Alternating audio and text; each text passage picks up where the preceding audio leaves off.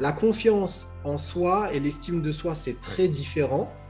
C'est ça, hein, ce que tu nous dis. Bah, dans la confiance en soi, enfin, la confiance en soi, c'est une part de l'estime de soi. L'estime de soi, ça englobe les trois composantes dont on a parlé. Donc, l'amour de soi, l'image de soi et la confiance en soi. Ouais, je pense que pour la communauté, c'est important de comprendre cette différence entre l'estime de soi et la confiance en soi, parce que il arrive parfois, il arrive que on les propose comme synonymes. Bonjour les amis, je suis vraiment heureux de vous retrouver aujourd'hui avec Nora. Nora est une experte dans la thématique que l'on va aborder aujourd'hui. Alors, aujourd'hui, on va parler, j'allais dire ce soir. Aujourd'hui, on va aborder la problématique, comment avoir confiance en soi et dépasser ses peurs quand je parle français ou quand vous parlez français, en fait, hein, ici, ça s'adresse à vous. Et Nora, tu es, du coup, je disais l'experte. Est-ce que tu peux te présenter en quelques mots pour nos amis? Alors, je suis coach en développement personnel et bien-être et spécialisée dans l'émotionnel, en fait, tout ce qui est blocage émotionnel. J'utilise quelques outils comme l'EFT, l'Emotional Freedom Technique, et d'autres thérapies pour, euh, Super. pour pouvoir libérer les émotions. Donc, libérer les émotions, et ça tombe bien, c'est parfait pour nous, parce qu'aujourd'hui, on va parler justement des émotions, des blocages. Alors, j'avais fait un sondage, j'avais demandé à ma communauté, est-ce que les blocages, les peurs, est-ce que c'est une problématique, une thématique importante dans leur pratique du français? Et on m'a dit, Nassim, oui, c'est une thématique de tous les jours. Et donc, je suis vraiment très heureux de t'avoir aujourd'hui. On va en parler. On va développer donc notre thématique aujourd'hui sur deux pôles. Donc, je vous en dis pas plus. On va voir après. Les amis, si vous voulez connaître Nora, je vous mets en description ta chaîne YouTube et aussi un article de ton blog qui parle de cette thématique. OK. Alors, je répète la question, hein, donc c'est comment avoir confiance en soi et dépasser ses peurs quand je parle français. Donc, on s'était dit avec Nora que ici il y avait donc deux pôles, donc deux groupes, hein. Le premier, c'était donc l'estime de soi et la confiance en soi. On en avait aussi parlé avec vous, hein, la communauté, dans un live, et c'était ressorti à plusieurs reprises. Nora, est-ce que tu peux nous expliquer la différence, ou en tout cas nous expliquer la signification de l'estime de soi? Mhm. L'estime de soi, c'est une sorte de jugement que l'on fait de soi, une sorte en quelque sorte, une auto-évaluation de Ouais. soi. On évalue ce qu'on pense, ce qu'on fait, ce qu'on est. Mhm. Donc, c'est quelque chose qui évolue. Et qu'il y ait un équilibre d'estime de soi, on a besoin d'avoir un équilibre de ces trois composantes, en fait. Il y a trois composantes, trois Ok. éléments qui forment l'estime de soi. Ouais. Il y a tout d'abord l'amour de soi. Ouais. Et L'amour de c'est, soi, très voilà. important. Mhm. Ouais. Mhm. Et c'est l'amour que l'on porte sur soi, c'est l'amour de soi. Et il devrait être inconditionnel, sans condition, normalement. Normalement, ouais. Après, c'est Voilà. difficile. Voilà. C'est pas toujours facile. Donc, l'amour de soi, qui est Voilà. une composante de l'estime de soi. Alors, Exactement. je récapitule, juste avant de Mhm. continuer. Donc, l'estime de soi, c'est une auto-évaluation. C'est une évaluation de soi-même, un petit examen de soi, un peu comme les examens, on s'évalue. Jugement, c'est un Un jugement en jugement. fait. Au lieu Un de jugement. juger, on parle du jugement des autres, mais là, on se juge soi-même, OK. quelque part. Et on se juge, et ensuite, cette estime de soi, elle évolue. Tu disais dans le Voilà, temps. Ou... voilà. Donc, évoluer, ça peut être positif, négatif, augmenter, diminuer. Ah, OK. Ensuite, donc tu disais, la première composante, c'est l'amour de soi, un amour Voilà. conditionnel. OK. Ensuite, Ensuite, on a l'image de soi. Alors, l'image, c'est le regard que l'on porte sur soi. Pareil, on a un regard sur les autres et là, on a un regard sur soi. Ouais. Évaluer, toujours, c'est une sorte d'évaluation. On évalue Mhm. ses qualités, ses défauts, Ouais. son potentiel et ses limitations. C'est cette capacité à évaluer tous ces aspects de soi. OK. Et donc là, on a la deuxième et la troisième. C'est ça dont on parle le plus, c'est la confiance en soi. On parle souvent de la confiance en soi. Ah, je Et comprends mieux. la confiance en soi, c'est penser qu'on peut agir, qu'on peut faire les choses avec assurance. Pour résumer, pour faire simple, Avec confiance, qu'on peut agir avec confiance, avec, avec assurance, c'est avec vraiment, assurance. voilà, c'est c'est faire les choses, même parfois dérangeantes, et Mhm. le faire avec assurance. En Ouais. fait, c'est penser qu'on peut le faire, c'est surtout, c'est de penser qu'on est capable de le faire. Et c'est pour cela que cette thématique est tellement importante dans la pratique du français, hein. Tout à fait. Ouais. C'est vraiment l'alpha et l'oméga, en vérité, pour pratiquer le français, surtout si vous, hein, qui nous regardez et qui nous écoutez, la pratique du français peut poser problème à cause de blocage, de peur, de confiance en soi, ou d'estime de soi. Donc, la confiance en soi et l'estime de soi, c'est très différent. C'est ça, hein, ce que tu nous dis. Dans la confiance en soi, enfin, la confiance en soi, c'est une part de l'estime de soi. L'estime de soi, ça englobe les trois composantes dont on a parlé. Donc, l'amour de soi, l'image de soi et la confiance en soi. Ouais. Je pense que pour la communauté, c'est important de comprendre cette différence entre l'estime de soi et la confiance en soi, parce que il arrive parfois, il arrive que on les propose comme synonymes, mais en fait, donc comme tu le dis ici, la confiance en soi elle est dans le chapitre de l'estime de soi, mais c'est l'estime de soi qui est le grand chapitre, et les sous-chapitres, c'est donc l'image de soi, l'amour de soi et la confiance en soi. Tout à fait. C'est C'est ce que surtout tu... qu'on peut avoir, par exemple, Mhm. une bonne image de soi, mais pas avoir confiance en soi. Donc, voilà, c'est d'avoir un équilibre de ces trois éléments pour pouvoir augmenter de plus en plus l'estime et avoir une haute estime de soi. Donc, OK, donc créer un équilibre entre ces trois composantes de l'estime de soi, Mhm. et comment, en fait, comment on va pouvoir utiliser. Est-ce que tu as des conseils? On va rentrer directement dans le vif du sujet, dans la matière. Est-ce que tu as des conseils, des astuces pour augmenter cette confiance en soi, par exemple, qui va nous intéresser dans un premier temps? Oui, alors, pour commencer, c'est important, ça peut paraître basique, mais c'est d'être patient. Par exemple, pour l'apprentissage du français, c'est Ouais, d'être patient, ça prend du temps, ça ouais, demande de l'expérience et c'est d'être patient. la Il y a patience. aussi, voilà, la Mm. patience, c'est pas toujours quelque chose qu'on a. On veut les choses rapidement, on veut Ouais, apprendre une langue rapidement, on veut ouais, apprendre ouais, un sport, ou, enfin, peu ouais, importe, mais on veut souvent le faire rapidement. ouais, c'est C'est vrai. d'être patient. Ouais. Ensuite, c'est de ne pas se comparer aux autres. De pas se comparer? Se comparer aux autres, oui. Ouais, donc se comparer ici, ça signifierait voir les autres, regarder, observer les autres, L'être humain a cette tendance-là.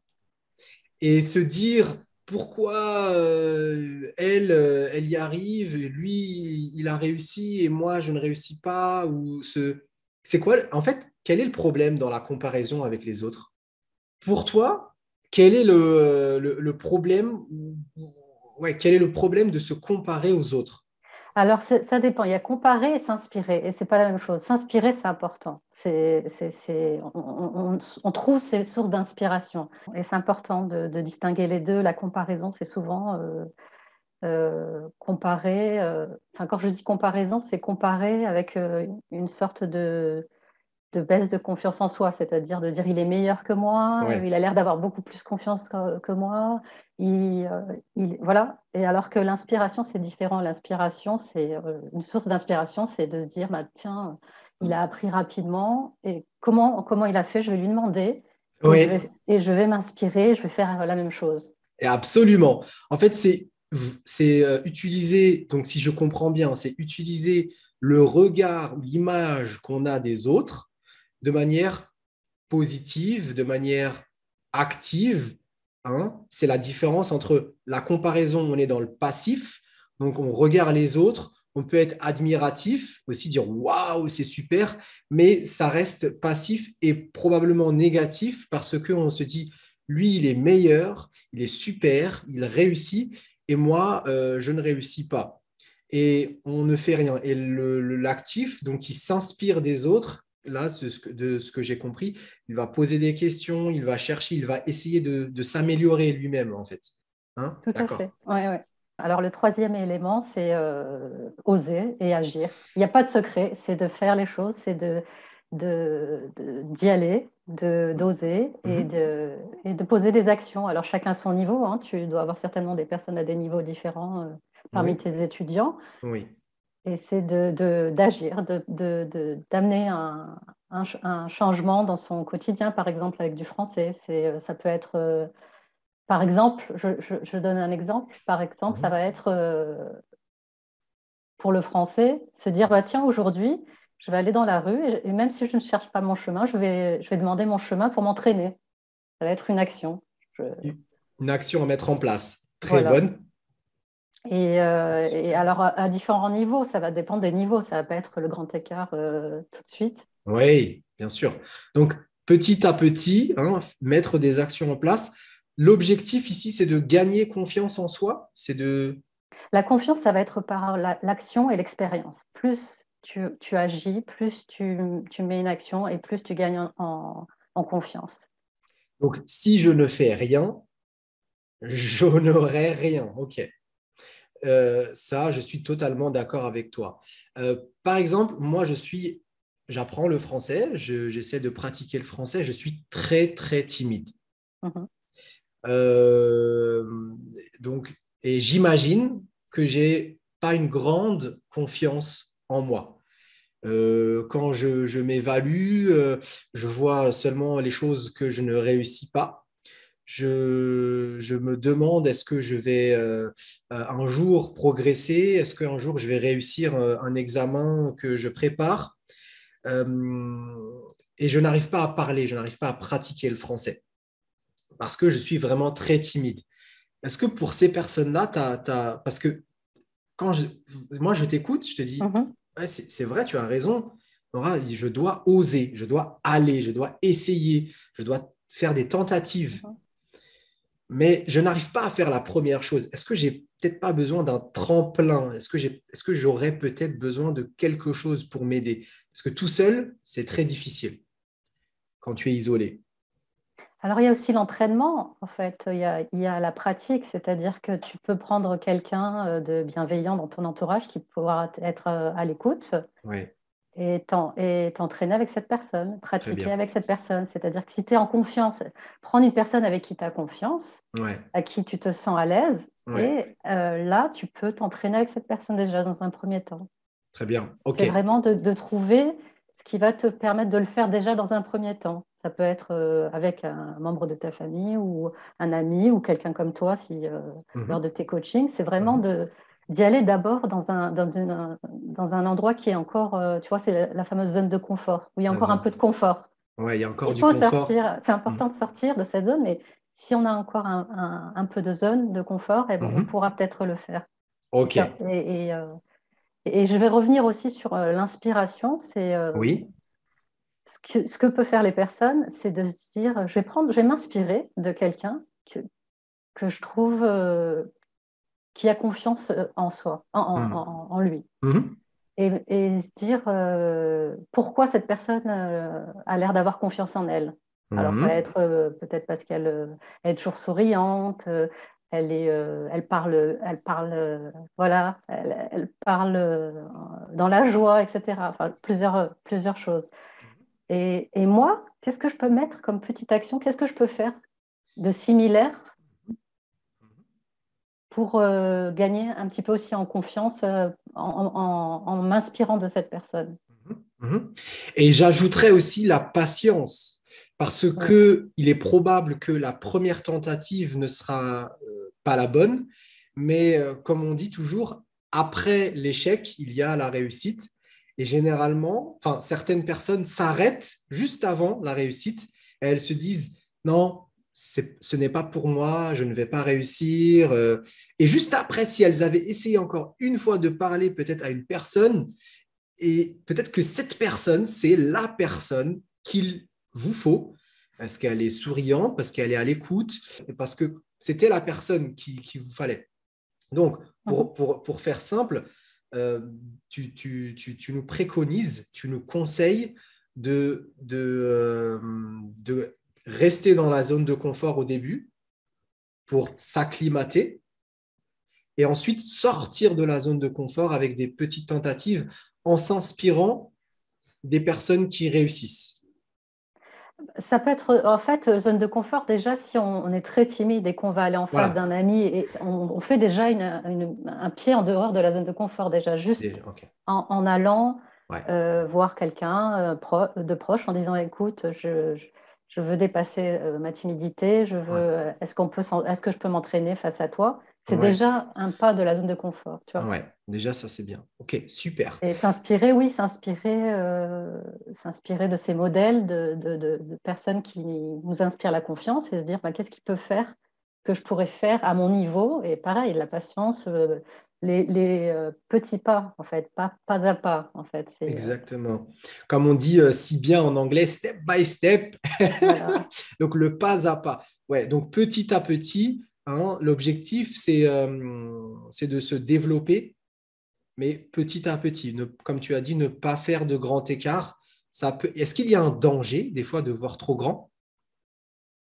Bah, c'est surtout ça va venir au niveau de l'émotionnel et les peurs vont être beaucoup plus fortes. C'est-à-dire que si tu as des grandes peurs sur une action, ça risque de venir la bousculer, et puis tu vas plus oser après faire le baby step, le pas, le petit pas. Ouais, le petit pas, ouais, Ouais. le baby step. Ok, donc là, automatiquement, bah, je pense à notre deuxième pôle qui est Mhm. l'émotionnel, la peur, les blocages, hein.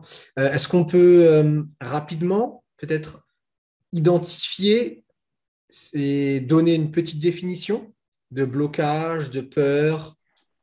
Alors le blocage, quand on parle de blocage, en fait, c'est la peur. Le blocage, c'est la peur. Et la peur, c'est quoi? C'est une émotion.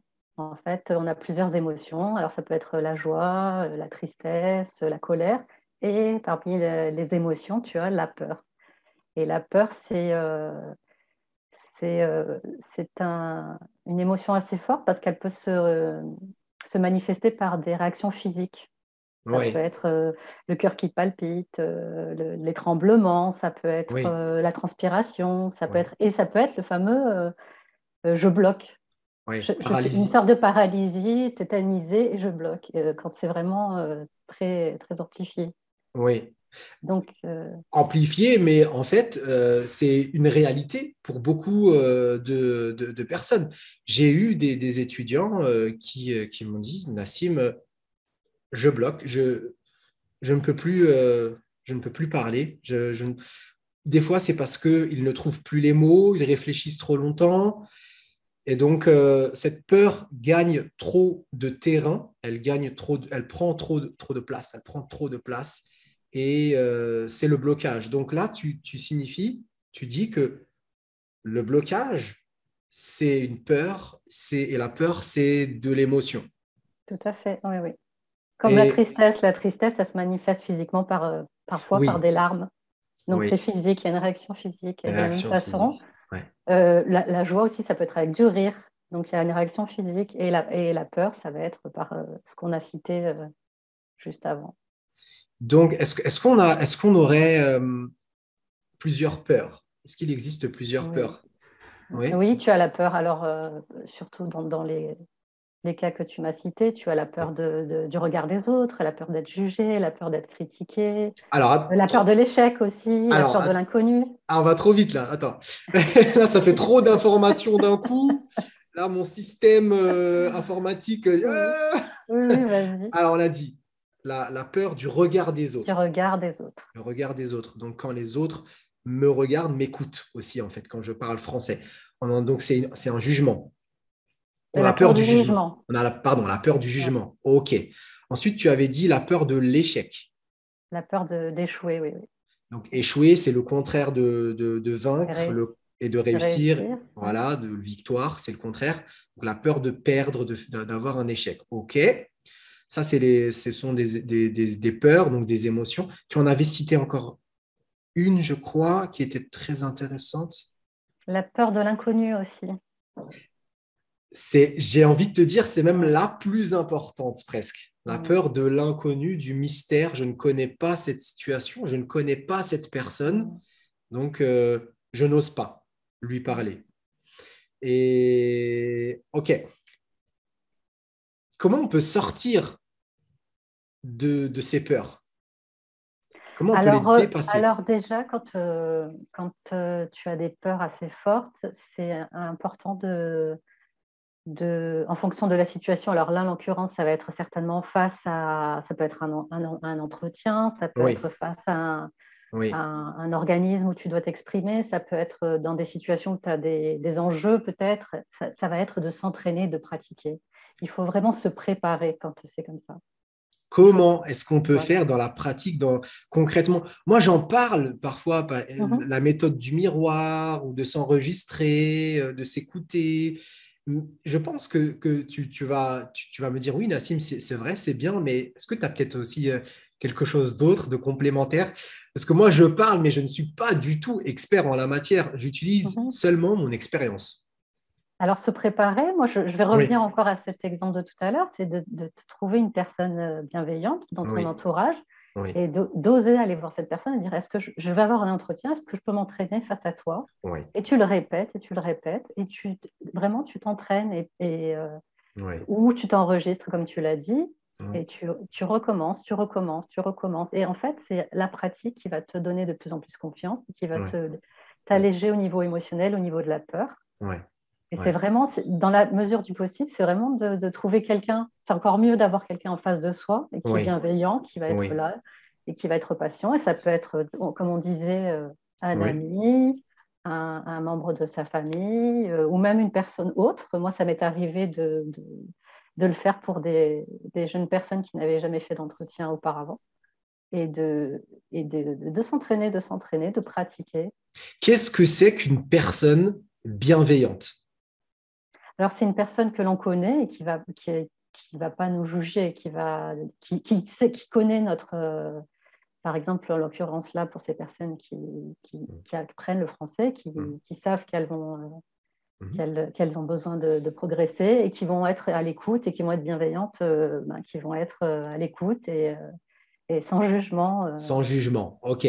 Donc, dans bienveillante, on a bien le mot bien. On a bien le mot, pardon. On a le mot bien. Oui, Et le après, contraire, malveillante, par après exemple.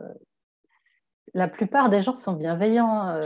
Ah oui, mais attends. À la base, c'est les contextes, c'est les environnements qui font que, voilà, si tu vas à un entretien, la personne en face, la plupart du temps, elle est bienveillante. Elle est là pour t'écouter, pour te connaître, elle n'est pas là. Alors, elle va te challenger, elle va un peu te pousser dans tes retranchements. Ouais, Euh, elle te testait. Elle va te tester. Oui. Et c'est le but, mais c'est que ça reste quand même normalement dans la bienveillance. Mais pourquoi je me précise euh, dans la famille ou dans les amis, il peut y avoir des personnes malveillante aussi, mais sans vouloir. Tu peux avoir une personne de ta famille qui va t'écouter, mais peut-être qu'elle ne sera pas malveillante, mais elle ne sera pas non plus bienveillante. Et c'est pour cela que je voulais préciser un peu le mot bienveillant. Tu peux avoir un ami, une amie, un cousin, une cousine, quelqu'un de ta famille qui va t'écouter, mais qui va te juger aussi un peu. Non, mais on ne dit pas comme ça. Généralement, c'est les personnes les plus proches qui vont se permettre de dire certaines choses ou certains jugements, en fait. Et c'est pour cela que je voulais dire, attention, parfois, enfin, choisissez bien la personne avec qui vous vous entraînez. Et c'est pour ça que je dis l'adjectif ici bienveillant est important. Bienveillant, c'est très important dans notre thématique pour progresser, pour se sentir accompagné.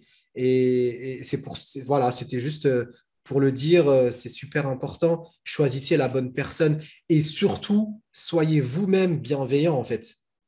Tu seras d'accord avec moi. On Oui, a oui. d'être bienveillant, et ça, je le répète vraiment constamment. Soyez gentil avec vous-même parce que les deuxièmes personnes qui sont dures, qui jugent, c'est nous en fait. Hein. On le dit souvent, c'est le premier ennemi, c'est nous-mêmes. Mais tu sais, c'est aussi, parfois, c'est pas forcément c'est de la maladresse aussi. On a des gens dans son entourage qui, par Oui, exemple, vont se moquer, exactement. mais Exactement. sans penser, enfin, juste dans la moquerie et vont penser que c'est dans le ton de l'humour qu'il n'y a rien de grave. Mais si la personne manque de confiance en elle, ça peut avoir un impact. Donc, je pense que les personnes, elles savent vers qui s'orienter. Enfin, je pense. Intuitivement, on sait quand on dit bienveillant vers qui on va aller, à qui on va s'adresser. La personne Absolument. qui est notre problématique va nous encourager. Il faut bien s'entourer en fait. Dans ces moments-là, comme pour tout, il faut bien s'entourer. On sent les personnes qui vont nous aider à progresser et ceux Ouais, qui vont, ouais, ouais. Donc, peut-être un peu moins.